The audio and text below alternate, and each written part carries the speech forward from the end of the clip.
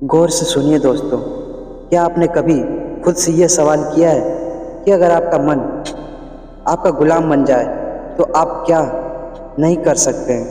क्या आपने कभी महसूस किया है कि आपकी ज़िंदगी में सबसे बड़ी लड़ाई बाहर की दुनिया से नहीं, आपके अपने मन से है? सुबह उठने का मन नहीं करता है, कुछ नया सीखने का मन नहीं करता है, बुरी आदतें छोड़ने का मन नहीं करता है, गुस्सा आ जाता है, मन भटक जाता है, काम का मन नहीं करता है और फिर दिन के अंत में पछतावा होता है कि आज भी खुद से हार गया। कभी सोचा है कि ऐसा क्यों होता है? इस वीडियो में हम उसी की गहराई तक उतरेंगे जहां से यह सारा खेल शुरू होता है। आपके मन से और बात सब समझने की नहीं, बात है जागने की, सच को देखने की और अपने मन को साधने की। क्योंकि जिसने अपने मन को साध लिया उसने सारा संसार जीत लिया। गौतम बुद्ध ने कहा था, मन ही सब कुछ है, तुम जो सोचते हो वही बन जाते हो। अब जरा सोचिए, अगर आपका मन ही बार बार सोचता है कि मैं कमज़ोर हूँ, मुझे नहीं आता, मेरा ध्यान नहीं लगता, तो वह सोच धीरे धीरे आपका सत्य बन जाती है। और यही है मन की सबसे बड़ी चाल। वो आपकी बनाई हुई आदतों, भावनाओं और यादों को गुलाम बन जाता है और आपको गुलाम बना देता है। मन एक बंदर की तरह है जो हर पल उछलता है, कभी भविष्य की चिंता में तो कभी अतीत के पछतावे में। आपके साथ भी होता है। आप कुछ करने बैठते हैं और अचानक मन कोई पुरानी बात याद दिला देता है, कोई दुख, कोई गलती, कोई डर, और फिर आप वही भटक जाते हैं, कुछ करते ही नहीं। आपका शरीर वहीं बैठा होता है पर मन कहाँ होता है कोई नहीं जानता। अब जरा सोचिए, यह वही मन है जो आपको महान बना सकता है अगर आप इसे समझ लें, इसे दिशा दे। क्योंकि मन खुद नहीं जानता कि क्या अच्छा है क्या बुरा है, वह तो बस जिस चीज़ को आप बार बार दोहराते हो उसी को सच मान लेता है।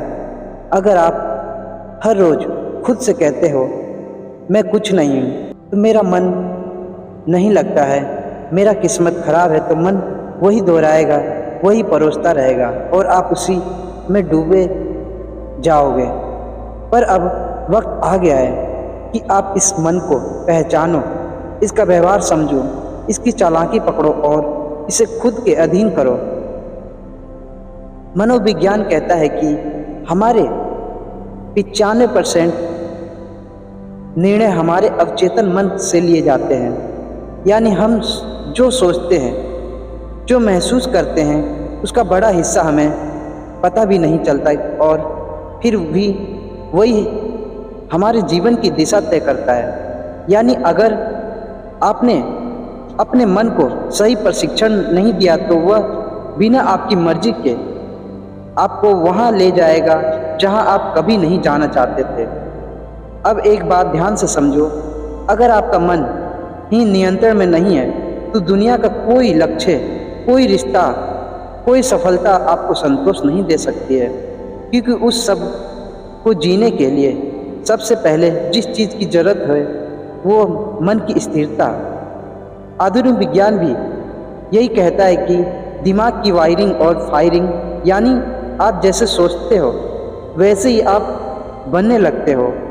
हर बार जब आप नकारात्मक सोचते हो, आपका दिमाग उसी सोच की आदत डाल लेता है और यही आपकी आइडेंटिटी बन जाती है। अब जरा सोचिए, क्या आप वाकई अपने मन के मालिक हैं या फिर आपका मन ही आपको चला रहा है? यही है वह सवाल जो इस वीडियो की शुरुआत है।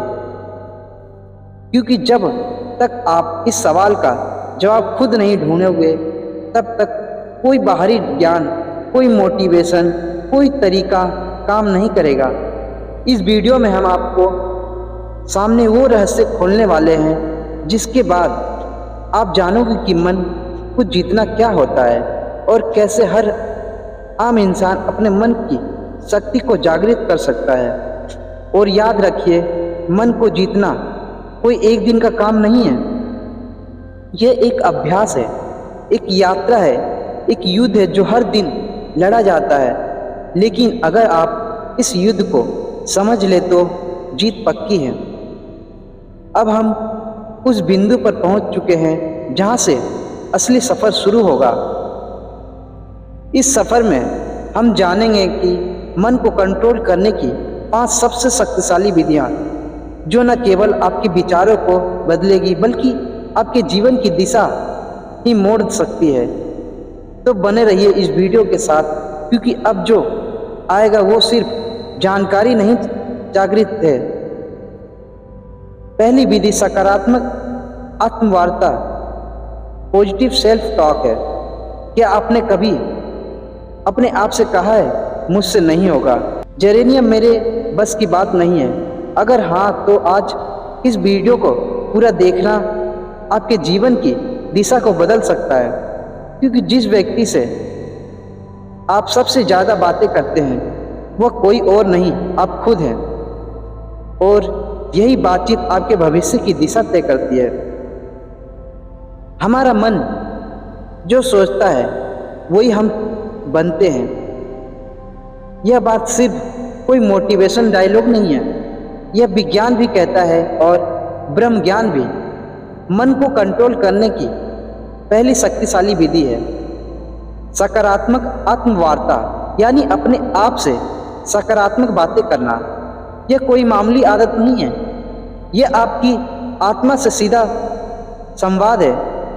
जब हम हर रोज खुद को नकारात्मक बातें कहते हैं, जैसे मैं कमज़ोर हूँ, मेरे साथ ही ऐसा क्यों होता है, मुझे कुछ नहीं आता, तो हमारा अवचेतन मन, सबकॉन्शियस माइंड उन बातों को सच मानने लगता है।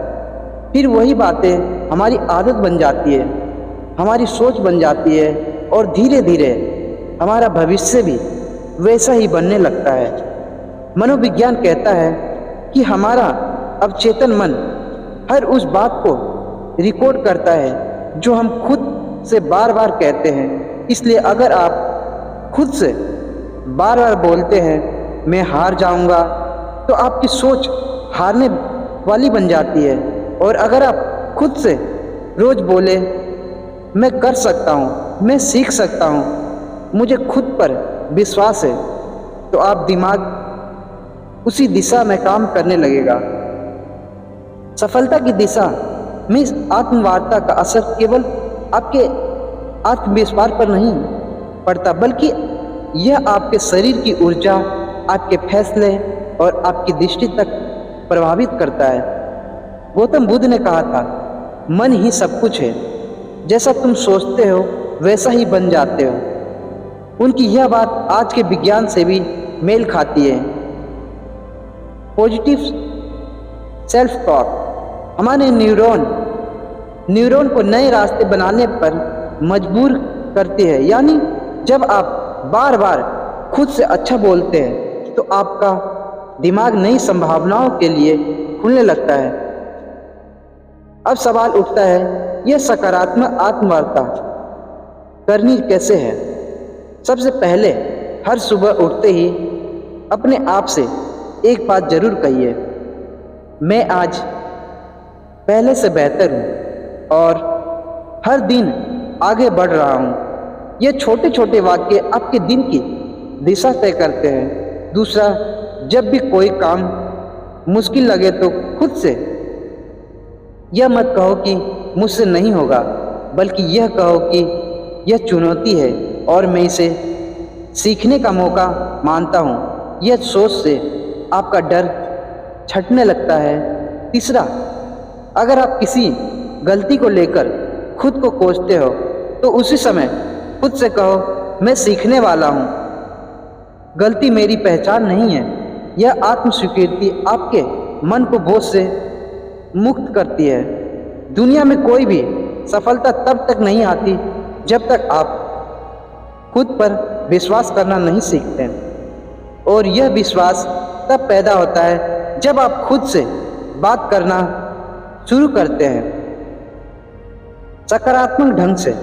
अब यहाँ एक बात और समझना बेहद जरूरी है।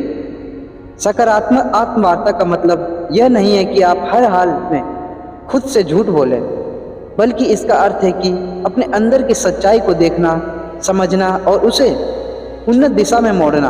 अगर आप किसी कमजोरी को पहचानने तो खुद से कहिए, हाँ यह मेरी कमी है, लेकिन मैं इसे सुधार सकता हूँ।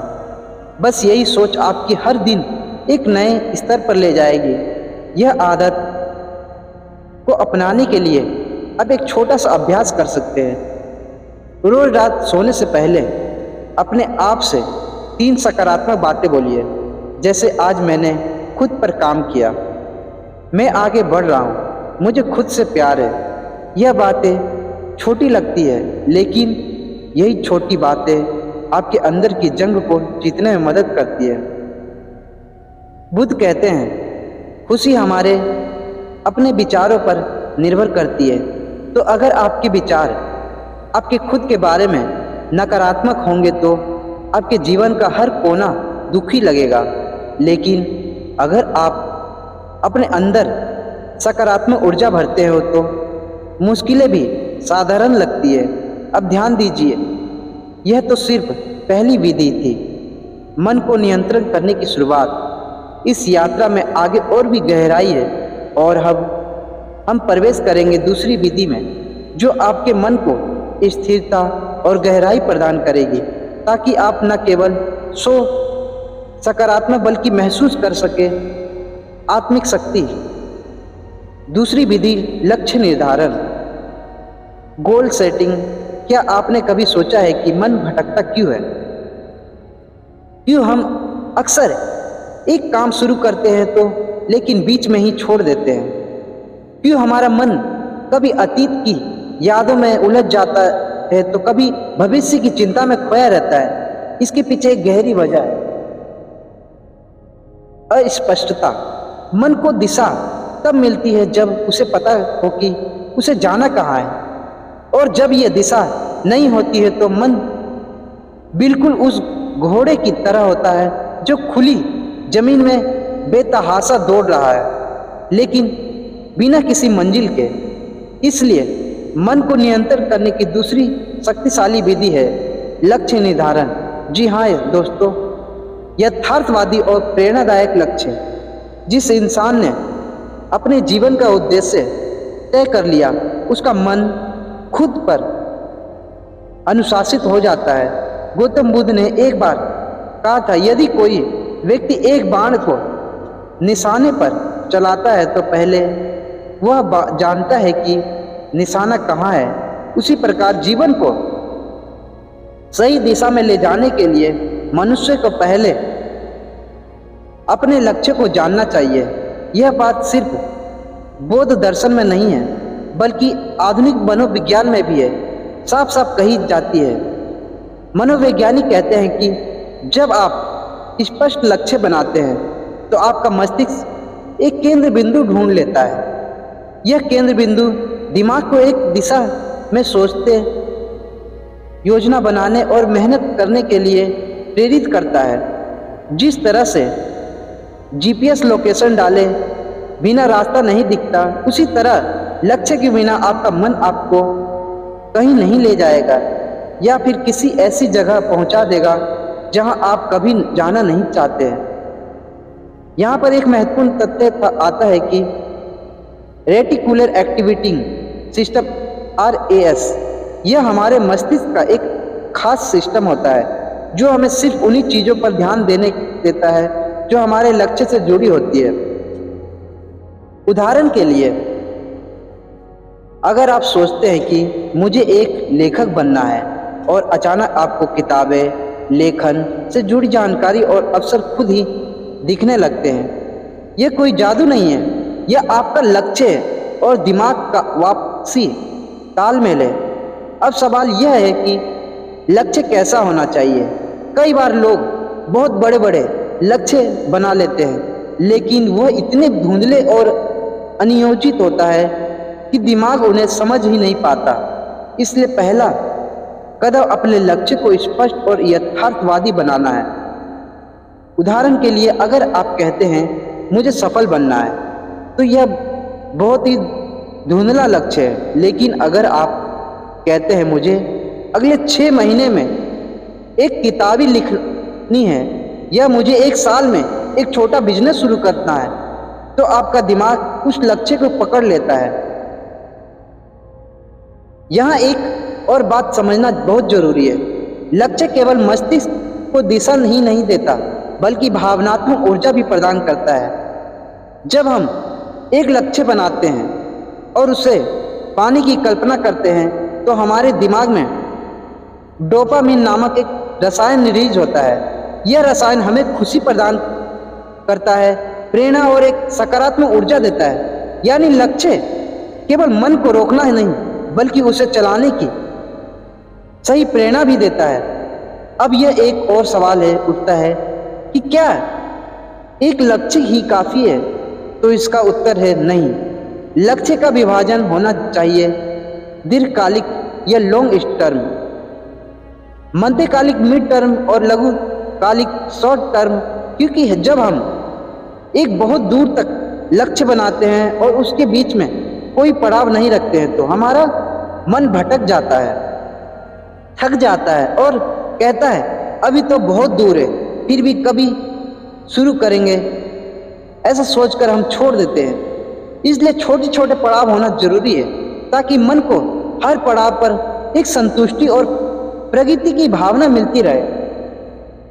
आप जब एक लक्ष्य तय करते हैं और उस पर काम करना शुरू करते हैं, तो आपका मन विकर्षण को खुद ही ठुकराने लगता है। जैसे ही आपका ध्यान भटकता है, दिमाग आपको याद दिलाता है हमारा लक्ष्य अभी अधूरा है, और यहीं से शुरू होता है मन पर नियंत्रण।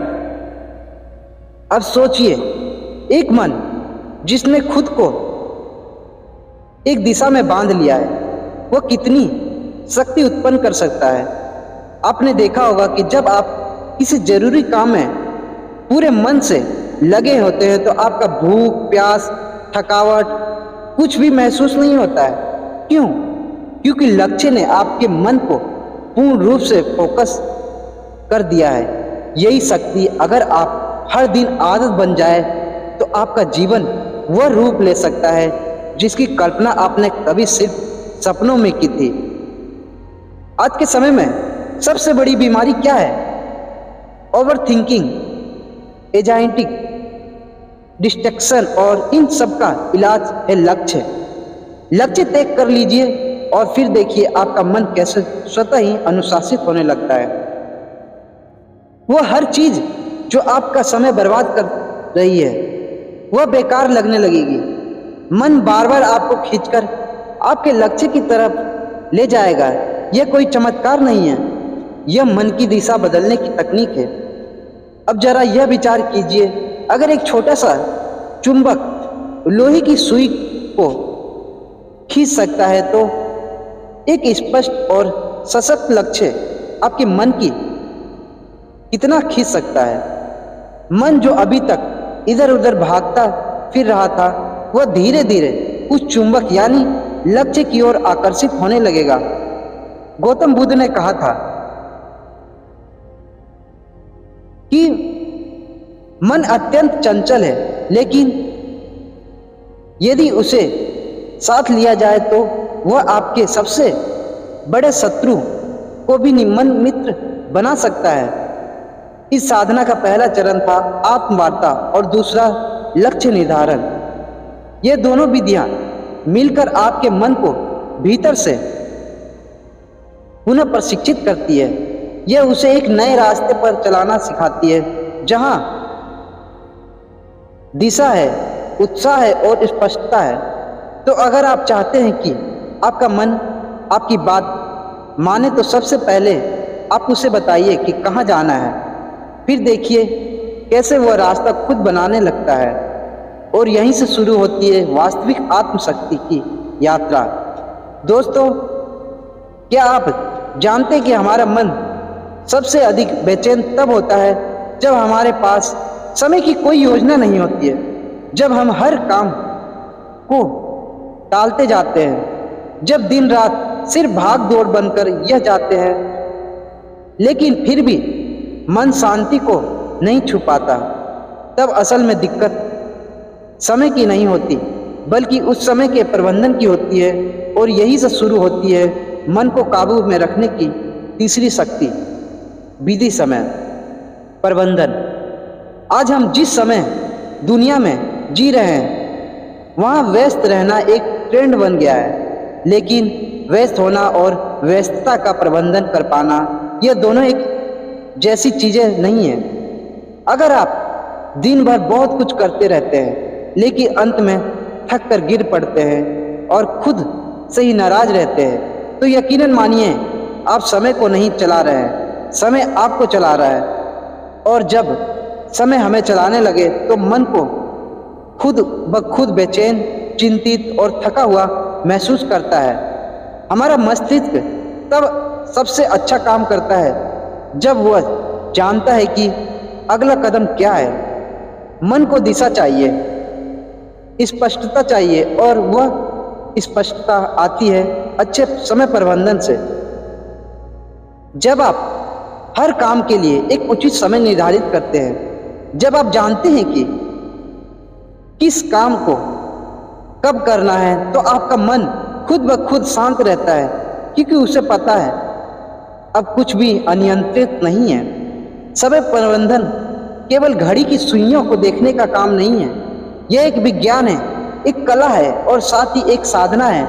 अगर आपने इसे साध लिया तो आप केवल अपने दिन को नहीं, अपने जीवन को नहीं, अपने भाग्य को और अपने मन को भी साध लेंगे। आधुनिक मनोविज्ञान कहता है कि जब आप अपने दिन की योजना बनाते हैं और उसे फॉलो करते हैं, तो हमारा ब्रेन डोपामिन नामक एक रसायन छोड़ता है जो हमें संतुष्टि और ऊर्जा का एहसास कराता है। यह वही रसायन है जो तब निकलता है जब हम कोई उपलब्धि प्राप्त करते हैं। यानी यदि आप हर सुबह अपनी दिनचर्या तय कर लेते हैं और दिन के अंत में उस समय पर टिके रहते हैं, तो आपका मस्तिष्क आपको एक सफल व्यक्ति की अनुभूति देता है, जिससे आत्मविश्वास बढ़ता है, चिंता घटती है और मन शांत होता है। अब बात करें ब्रह्म ज्ञान की, तो हमारे प्राचीन ग्रंथों में भी समय की सबसे बड़ा गुरु माना गया है। वेदों में कहा गया है कालो ही परम बलम, अर्थात समय की सबसे बड़ी शक्ति है। जो इस समय शक्ति के साथ चलना सीख लेता है, उसके लिए कोई भी लक्ष्य असंभव नहीं रह जाता। गौतम बुद्ध भी समय के महत्व को भली भांति समझते थे। उन्होंने एक जगह कहा था, जो व्यक्ति एक लक्ष्य को व्यर्थ नहीं जाने देता, वह जीवन को पूर्णता के साथ जीता है। बुद्ध के अनुसार जीवन की सच्ची शांति तभी संभव है जब हम हर क्षण में जागरूकता रहें, हर पल का उपयोग करें। उन्होंने एक और अद्भुत बात कही थी, भविष्य की चिंता मत करो, भूतकाल के पछतावे में मत रहो, वर्तमान क्षण में जियो, क्योंकि यही पर जीवन है। समय प्रबंधन हमें वर्तमान में केंद्रित रहने की कला सिखाता है। जब हम अपने कार्य को समयबद्ध करते हैं, तो हम अपने मन को अनावश्यक विचारों और चिंता से बचाते हैं। इससे मन को न तो अतीत की गलियों में भटकता है, न भविष्य की अनिश्चितताओं में उलझता है। वह ठहरता है, जागता है और नियंत्रण में आता है। आधुनिक समय में अगर कोई व्यक्ति कहता है मेरे पास नहीं है, तो असल में वह कह रहा है मेरे पास प्राथमिकता तय करने की कला नहीं है। क्योंकि सच यह है कि हम सबके पास एक दिन के 24 घंटे हैं। अंदर केवल इस बात में है कि कोई उन्हें कैसे उपयोग करता है। कोई उस समय से अपने सपनों का महल बना लेता है, तो कोई उसी समय को टाल मटोल और आलस्य में गंवा देता है। एक और मनोविज्ञान शोध में यह बताता है कि जब कोई व्यक्ति अपने कामों को प्रॉपर टाइम फ्रेम में बांट लेता है तो उसकी निर्णय लेने की शक्ति भी आत्म नियंत्रण सेल्फ कंट्रोल में 35% तक वृद्धि देखी जाती है। यानी समय की सही योजना न केवल काम में सहायता करती है बल्कि मनोबल और मानसिक स्थिरता को भी बढ़ाती है। अब सोचिए, अगर हर सुबह उठकर आप केवल इतना जान लें कि आज का दिन आपके हाथ में है और आपका इसे प्रकार जीना है कि शाम तक आपका मन थक कर नहीं बल्कि तृप्त होकर सोए, तो कितना बदल जाएगा आपका जीवन। आप स्वयं अनुभव करेंगे कि मन अब उतना बेकाबू नहीं है, विचारों का शोर कम हो रहा है और एक गहरी स्पष्टता जन्म ले रही है।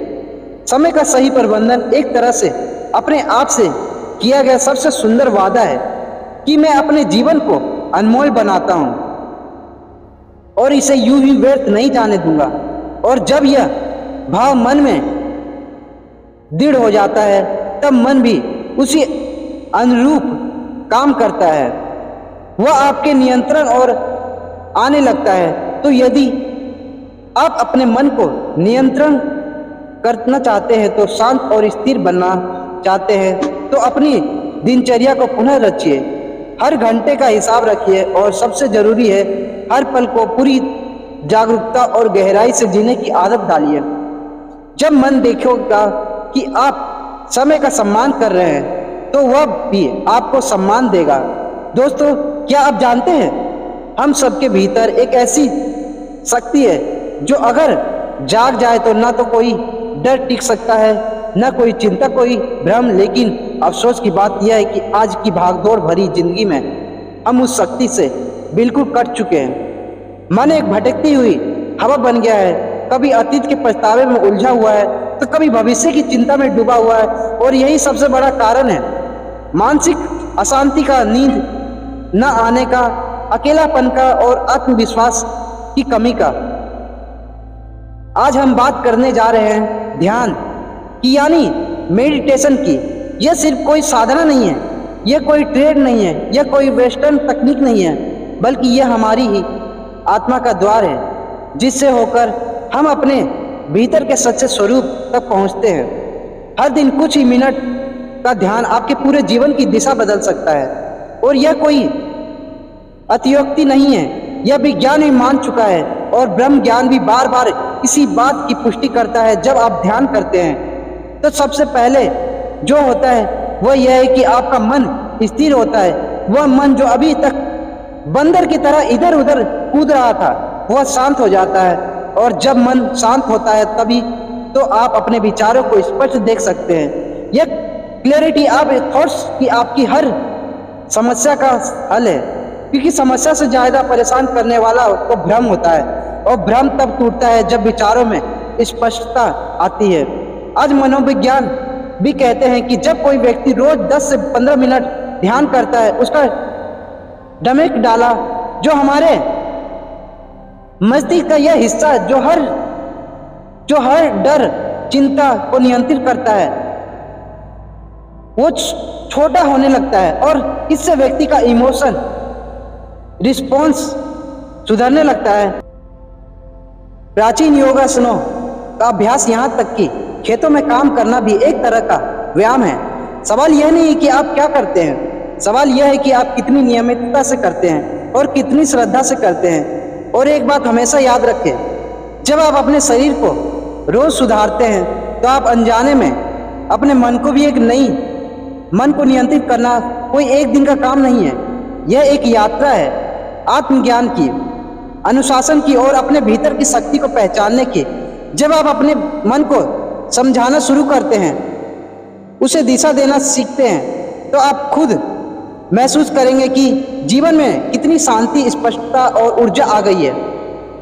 आज से ही छोटी शुरुआत करें, ध्यान करें, अपनी सांसों पर ध्यान दें, अपने विचारों को देखें और हर दिन खुद से जुड़ने का प्रयास करें। एक दिन, 2 दिन, 1 हफ्ता और धीरे धीरे आप अपने भीतर के उस मोड़ को महसूस करेंगे कि जो आप तक बाहर की दुनिया के शोर खो गया था। और याद रखिए, मन पर विजय ही जीवन की सबसे बड़ी जीत होती है। अगर आपको यह वीडियो पसंद आया हो तो, अगर आपको इससे कुछ सीखने को मिला हो तो, अगर इन बातों को ने अपने मन को छुआ हो तो कृपया इस वीडियो को लाइक करें, अपने दोस्तों और परिवारों के साथ शेयर करें और हमारे YouTube चैनल को सब्सक्राइब करना ना भूलें। धन्यवाद। फिर मिलते हैं अगले वीडियो में।